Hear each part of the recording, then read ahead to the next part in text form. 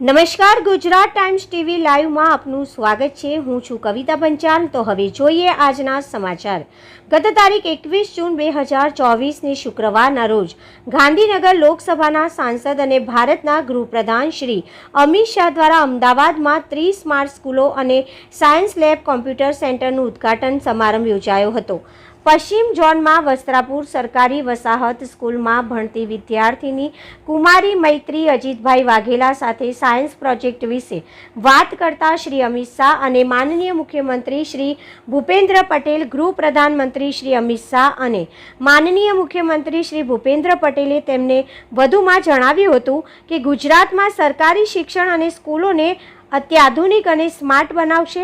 આપણી આસપાસ બનતી દરેક ઘટનાઓને ન્યૂઝ ચેનલના માધ્યમથી વાંચા આપવા માટે સંપર્ક કરો અને અમારી ચેનલને લાઈક કરો, સબસ્ક્રાઈબ કરો અને ન્યૂઝ ચેનલ સાથે જોડાવા તેમજ તમામ પ્રકારની જાહેરાત માટે સંપર્ક કરો 87 80 51 97 67।